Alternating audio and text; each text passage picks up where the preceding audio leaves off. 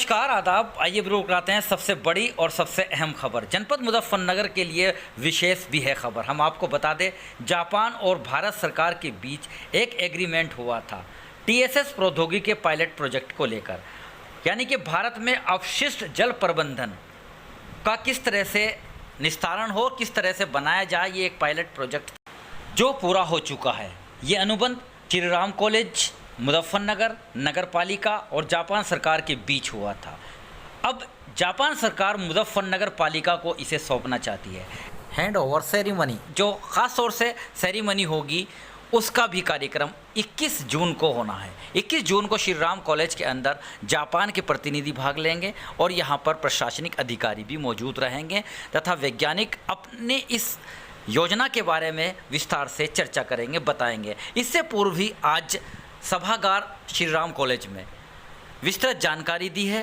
कार्यक्रम का कैसे होगा, 21 जून को समापन और किस प्रकार से आयोजन होगा, इस बाबत एससी कुलश्रेष्ठ जो कि Shri Ram group of college के चेयरमैन हैं, उन्होंने विस्तृत जानकारी इस प्रोजेक्ट के बारे में बताया। इस प्रोजेक्ट से क्या लाभ होगा, इस बाबत उन्होंने बताया और किस प्रकार से अब आने वाले समय में इससे कोई भी लाभान्वित हो सकता है, इस बाबत भी उन्होंने जानकारी दी है। इसके साथ साथ ही चीफ एडिटर आरिफ शीश महली ने विशेष वार्ता की है जापान के एक्सपर्ट और इस पायलट प्रोजेक्ट के विशेष जो यहाँ पर एक्सपर्ट आए थे, जिनके अंदर मुख्य रूप से यूकी निहारा, यसुहिरो मात्सुमोटो और हिरोशी यामासूची, केनिची तनुरा तथा स्टुअर्ट कॉर्नरली से चीफ एडिटर आरिफ शीश महली की विशेष वार्ता हुई है, जिस बाबत उन्होंने इंडिया को एक अच्छा कंट्री बताते हुए यहाँ की मेहमान नवाजी की भी प्रशंसा की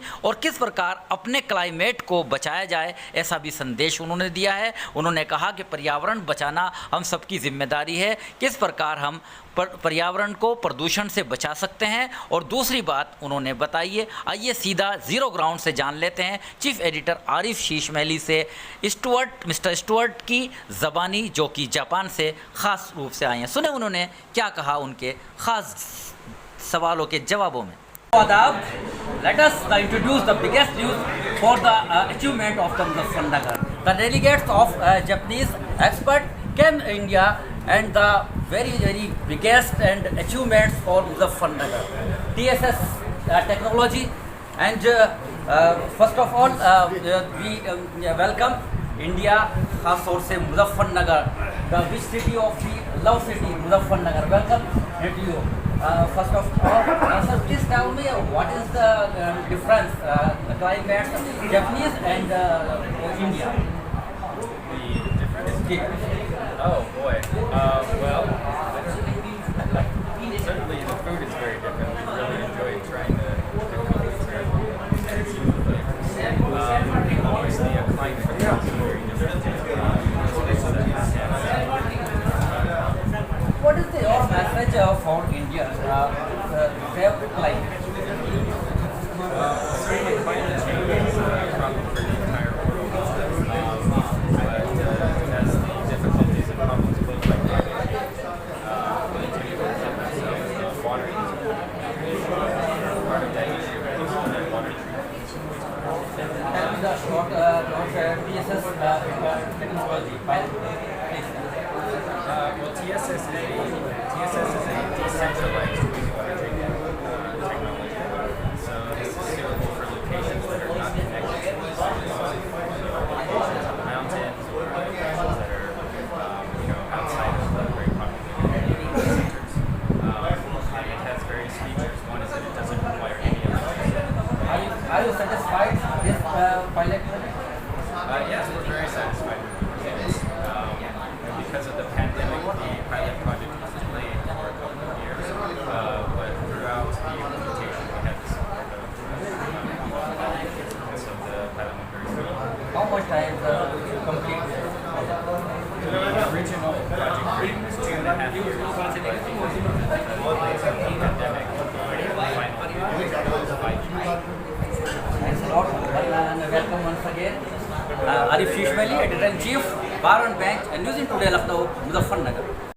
इससे पूर्व आज Shri Ram group of colleges के संस्थापक चेयरमैन डॉक्टर एस.सी. कुलश्रेष्ठ ने जानकारी देते हुए बताया कि 3 वर्ष पूर्व जापान इंटरनेशनल कोऑपरेशन एजेंसी, जिसका नाम जायका है, ने Shri Ram group of colleges के परिसर में संस्थान के अपशिष्ट जल को पुनः शोधन एवं सिंचाई योग्य बनाने के लिए अपशिष्ट जल शोधन संयंत्र स्थापित किया था, जिसके लिए जापान सरकार की तरफ से उन्हें 3.5 करोड़ रुपए का ऋण भी दिया गया था। उन्होंने बताया कि ये project Shri Ram group of colleges, Muzaffarnagar Nagar Palika एवं जापान सरकार के बीच एक अनुबंध के आधार पर शुरू हुआ था, जो कि अब पूरा हो चुका है, जिसको अब जापान सरकार मुजफ्फरनगर पालिका को सौंपना चाहती है। इस अवसर पर हिंदुस्तान की न्यूज़ एजेंसियों के वरिष्ठ पत्रकारों के साथ उन्होंने अपने शेयर साझा किए। उन्होंने इस योजना की जानकारी दी और इस दौरान उन्होंने ये भी बताया कि 21 जून को जो कार्यक्रम का आयोजन होगा, जिसका जो टॉपिक है वो भारत में अपशिष्ट जल प्रबंधन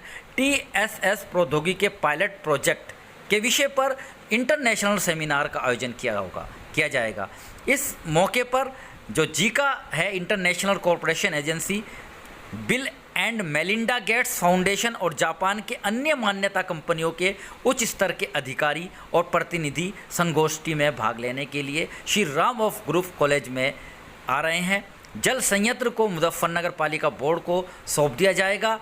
उपरोक्त कार्यक्रम के बारे में ही किस प्रकार देश के विभिन्न मीडिया संस्थानों के प्रतिनिधियों ने उनसे सवाल किए और जाना कि किस तरह से इससे लाभान्वित हो सकता है अपना शहर। इस बाबत डॉक्टर एस.सी. कुलश्रेष्ठ ने जानकारी दी और जानकारी देते हुए इसकी महत्ता को भी बताया है। कार्यक्रम में मुख्य रूप से वरिष्ठ पत्रकारों के साथ साथ श्री राम कॉलेज की प्राचार्य डॉक्टर प्रेरणा मित्तल, श्री राम कॉलेज के निदेशक doctor Ashok Kumar, Shri Ram college media प्रभारी रवि गौतम तथा प्रवक्तागण श्रुति मित्तल, कनुप्रिया, अर्जुन सिंह आदि मुख्य रूप से उपस्थित रहे। इस दौरान Shri Ram group of college के संस्थापक और चेयरमैन डॉक्टर एस.सी. कुलश्रेष्ठ ने क्या दी जानकारी, सुने उन्हीं की ज़बानी। मोदी ने स्वच्छ भारत शुरू किया और जापान गए। पहले विजिट में वहीं से एक शुरुआत हुई कि हम एक एनवायरमेंटल फ्रेंडली टेक्नोलॉजी ट्रांसफर करेंगे इंडिया को, वहीं से शुरुआत। अब हमारे यहाँ ऑलरेडी क्या है कि आपको पता है कि मिलियंस टॉयलेट लगे, घर घर में टॉयलेट मिले, 10,000 दे रही थी सरकार, फिर 12,000 टॉयलेट बनाने के लिए दिया और उस टॉयलेट बना दिया सरकार ने, प्री फैब्रिकेटेड आया वो लगा दिया। उसके बाद एक सॉफ्ट पिट गड्ढा खोद दिया और सॉफ्ट पिट गड्ढा खोदने के बाद अब सेप्टिक टैंक से पानी उस सॉफ्ट पिट में जाता है और सॉफ्ट पिट से कहाँ जाता है पानी? सॉफ्ट पिट से ग्रेविटी से नीचे जाकर और अंडरग्राउंड वाटर में मिल जाता है। तो पानी तो साफ बिल्कुल नहीं है जो गया है अंदर, कहीं उसको ट्रीटमेंट नहीं किया है और सीधा इसलिए क्या है कि हमारी जो अपर लेयर है अंडरग्राउंड वाटर, पहली लेयर है जिसमें हमारे हिचके वाले नल लगे रहते थे, वो बहुत ज़्यादा कंटेमिनेटेड हो गई। इनकी टेक्नोलॉजी, ये जो हमारी एग्जिस्टिंग टेक्नोलॉजी है वो नीचे जाती है, पानी नीचे जाता है। इनकी टेक्नोलॉजी में पानी नीचे से ऊपर आता है, कैपिलरी एक्शन से ऊपर आता है। ये फर्क है बेसिक। और जो प्रोसेसिंग है उसमें पानी का एक बीओडी टेस्ट होता है, ये जो होता है biology oxygen demand test, BOD test. वो बीओडी टेस्ट जब हमारे यहाँ से निकल रहा था टॉयलेट से तो वो 96 से 98% था।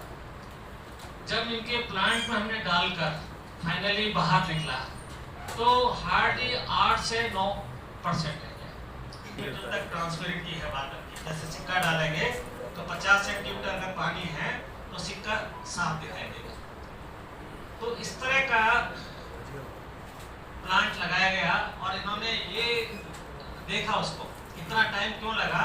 ये प्लांट 2019-20 में तैयार। टेम्परेचर, यहाँ की रेनफॉल, वेदर कंडीशंस और पानी का कंटेमिनेशन का डिग्री, इस सब के आधार पर इन्होंने यहाँ लगातार R&D की और 2020 में प्लांट चालू हो जाने के बाद भी लगातार R&D हो रही है। डेली उसकी शीट भरी जाती है, टेस्टिंग रिपोर्ट डेली जाती है, फिर वीकली टेस्टिंग रिपोर्ट जाती है, फिर मंथली टेस्टिंग रिपोर्ट जाती है इसलिए कि स्टेबिलिटी टेस्ट कर रहे हैं। मान लीजिए एक बार अच्छे रिजल्ट आ गए और हमने छोड़ दिया और इंडियन पार्टनर को दे दिया और रिजल्ट अच्छे नहीं आए, तो लगातार 2 साल इन्होंने उसके रिजल्ट मॉनिटर किए।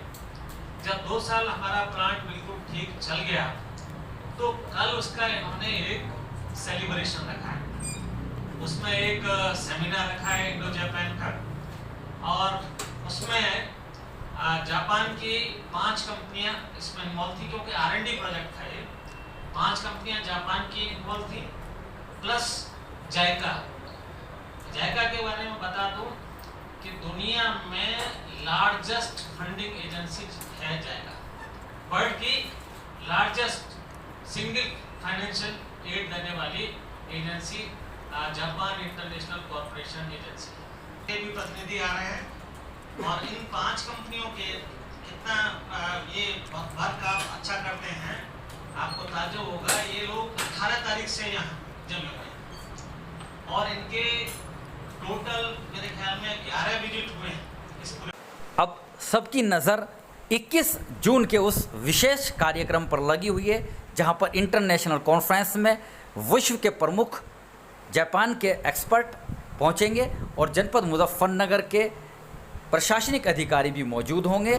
साइंस की नवीनतम जानकारी साझा की जाएगी और अपने देश को दूसरे देशों से क्या लेना है और यहाँ से क्या जाना, इंटरनेशनल कॉन्फ्रेंस में क्या होगा बड़ी बात, इसको भी हम अपने पाठकों, अपने दर्शकों से साझा करेंगे। तब तक बने रहिएगा मेरे साथ। आरिफ शीशमेली, चीफ एडिटर बार और bench and news in today Lucknow Muzaffarnagar.